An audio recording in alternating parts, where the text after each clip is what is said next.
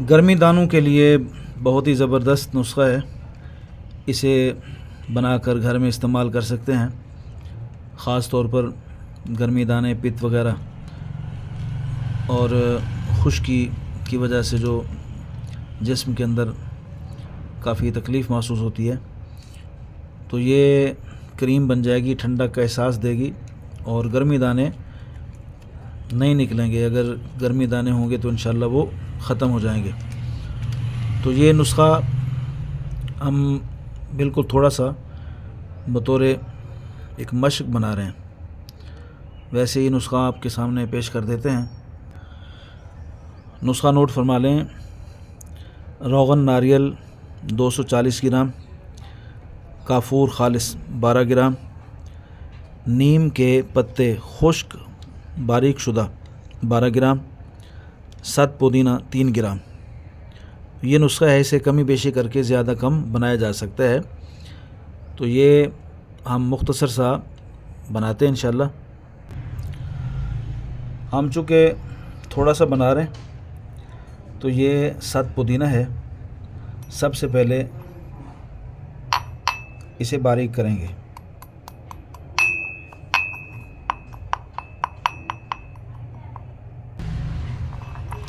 ये सत पुदीना इसमें अच्छी तरह बारीक हो चुका है।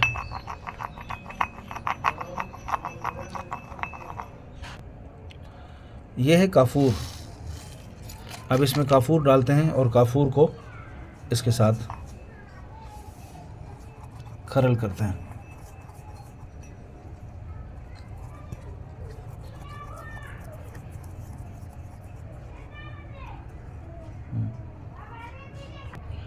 ये काफूर और सत पुदीना आपस में जब मिले हैं तो ये लिक्विड सा मादा बन गया है, क्रीम सा। अब इसमें हम डालेंगे नीम के पत्ते बारीक शुदा। ये नीम के पत्ते हैं बारीक शुदा, तो हम ये इसमें डालते हैं। इसे फिर खरल करेंगे।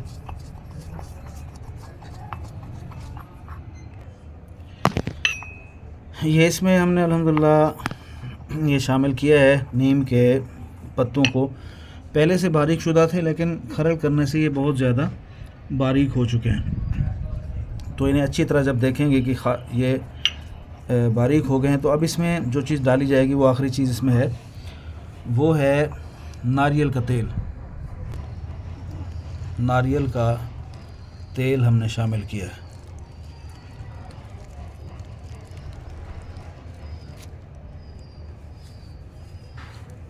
ये नारियल का तेल इसमें शामिल करने के बाद अब इसे फिर हम खरल करते हैं।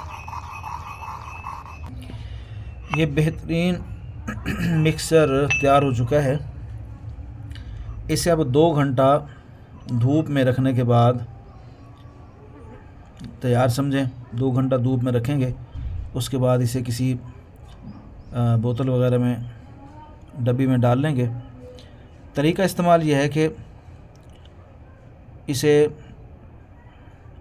नहाने के बाद जिस्म पर मालिश करके ऊपर पानी बहा लें, तो इंशाल्लाह जो गर्मी दाने हैं वो ख़त्म हो जाएंगे, फिर से नहीं होंगे इंशाल्लाह। जिसमें ठंडक का एहसास होगा और बहुत ही ज़बरदस्त चीज़ है। इसे बनाएं, ख़ास तौर पर अपने घर के लिए इसे बना कर रखें, बहुत ही कमाल चीज़ है।